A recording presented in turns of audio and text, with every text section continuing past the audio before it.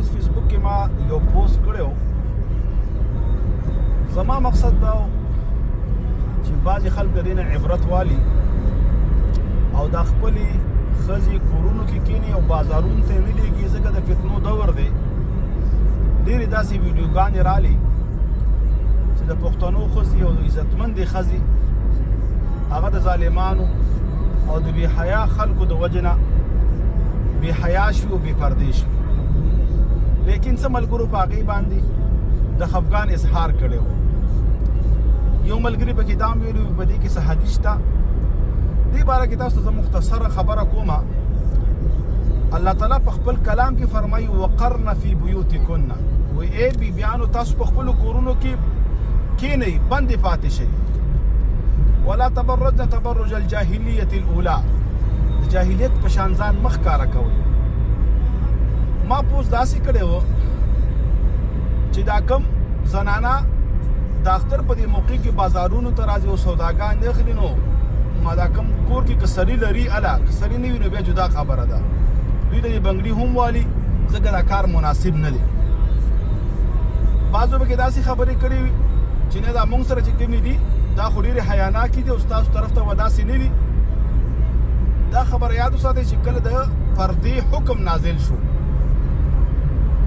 محدثین لیکي د وقت پاکترینې بیبیانې، د وقت پاکترینې ښځې چې هغه صحابیاتې وي، د وقت د پاکانو خلکو نه چې هغه صحابه وو، خپل مخونه پټ کړ، حجاب یې وکړ او کورونو کې بندې پاتې شوې او کورونو کې کېناستې، تر دې پورې چې د صحابو دور دی. بعضې صحابو خپلې بیبیانې منع کړې جومات ته د راتلو نه چې د فتنو دور دی. او بیا په دې کې د احنافو موقف خو ډېر سخت دی. هغوی چې جومات ته به هم نه راځي د مانځه دپاره، اگر چې اهل حدیثو علما فرمایي چې په کار د جوماتونو ته راشي، ځکه صحابیاتې جوماتونو ته راغلي وي.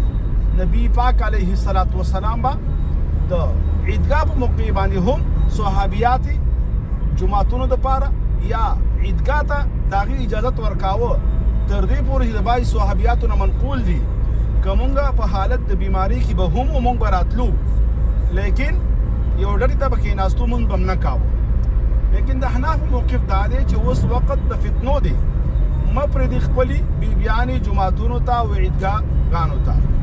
نو چې کله عیدګاه ته یا جومات ته اجازت نه ورکوي، نو بیا بازار ته سودا اخیستلو دپاره دوی پر فتن ته ورکړي.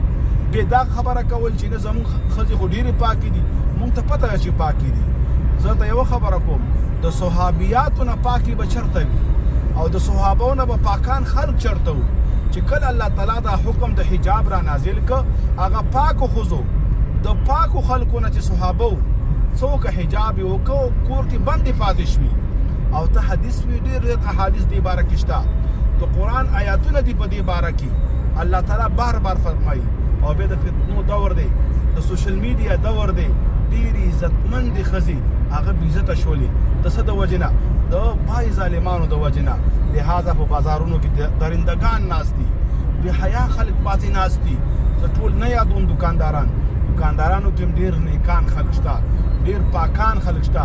لیکن تاسو په بعضې ویډیوګانو کې بعضې خلک کتلي چې بعضې زنانه چیړي دا پاکې ښځې، اکثر هغه ښځې چې ډېرې کېږي چې څوک ډېرې پاکې وي، ډېرې حیاناکې وي. چې کومې بې حیا ښځې وي هغه د اجماع ملیکو ته هم څوک وړي هغه چغې وهي، لیکن چې کوم ځای کې مقصد پوره کېږي هغه هلته هر څه کوي. لیکن بې ځایه ځای کې چې د هغې زړه نه وي او څوک یې وچیړي نو هلته هغه لانجه کوي، هغه چغې جوړوي.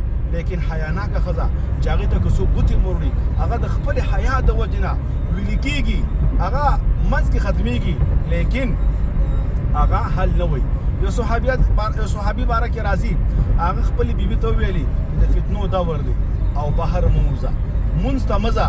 هغه ورته جواب کې څه وایي چې زه پیغمبر نه وم منې کړي، ته ولې ما منع کې؟ هغه خاموشه شو. صحابو عادت دا و چې کله به حدیث پیش شو نو هغوی به ودرېدله او هلته به یې بیا مخکې خبره نه کوله، خپله رایه به یې نه پیش کوله. وایي په لاره کې ورته خپله ودرېده او یو ځای کې بیچونډاره ولګوله. نو سبا ته بیا هغه مانځه ته نه تله، هغه صحابي ته نه تپوس کوي چې ولې نه ځي؟ یاره وایي وخت ښه نه دی. نو لهذا زما دا یو درد د زړه د درد نه دا خبره درته کومه ستاسو خويندې زمونږ خويندې دي، ستاسو چې کمی بیبیانې دي هغه زمونږ تورسرې دي، هغه زمونږ خويندې دي، د هغوی عزت مونږ ته ډېر ګران دی. مونږ چې کومه خبره کوو دا د قرآن او سنت مطابق یې کوو. اگر چې دا خبره به لږه تیزه وه لیکن بعضې خلکو پکې بدتمیزي وکړه، بعضې خلکو پکې ګستاخي وکړه، بعضې خلکو پکې بدې خبرې وکړي. زه به دې ځای کې ته یوه لطیفه وکړمه. وایي سقرات باره کې راځي هغه یو ځل په لاره روانو او یو کسو هغه هلته اوده. سقرات باره کې راځي یو کس وایي اوده او دا روانو د سقرات په خپه باندې د اوده سرې خپه ولګېده. هغه چې سره راښکاره کړه نو په کنځلو شو، په بدو ردو باندې شو او ډېرې خبرې سقرات ته وکړي. چې کله خاموشه شو نو سقرات ته ویل زه سقرات یم. هغه ډېر خجالت شو هغه بل سړی. وایي تا به مخکې خپل ځان معرفي کړی و، مخکې به دې خپل ځان ښودلی و نو دا به ښه و. سقرات ورته وایي ته په خپل تعارف کې زما نه وړاندې شوې، ته په خپل تعارف کې مشغوله شوې او مصروفه شوې، تا دومره بد تعارف د خپل ځان وکړه او دومره بدې خبرې دې وکړې چې ما ته دې موقع رانه کړه چې زه تا ته ځان وښیم. چې کله تا خپل تعارف بس کو او خاموشه شوې نو ما ته موقع میلاو شوه چې زه تا ته خپل نوم والمه. نو هغه ډېر خجالته شو، سر یې ټیټ کړ چې حقیقت دې ما ډېر بد وکړله او غلطه مې وکړه او ښه مې ونه کړل. لہذا چې هر خبره کوئ ډېر سوچ کوئ. دا ما چې کوم میسج کړی و دا تاسو خپلو مشرانو ته وښایئ چې ستاسو مشران وګوري که هغوی ویل چې غلط دی نو بیا ټیک ده.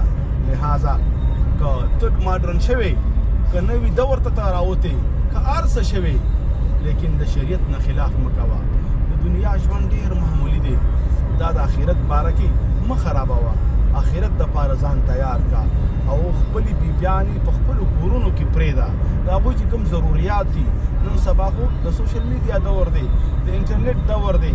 که ته هغوی ته جامې راغواړي، که هغوی ته لباس راغواړي، که هغوی ته پیزار راغواړي، نن سبا په مختلفو ویب سایټونو باندې د هغې تصویران شته. او که نه وي ته داسې یو علاقې کې نو تا سره به موبایل وي هلته د هغې پیزار نه تصویر وباسه یا د هغې یو ماډل کور ته راوړه او هغې مطابق ته دا خدمت وکړه چې ستا بیبي په کور کې حیاناکه پاتې شي، پردهداره پاتې شي.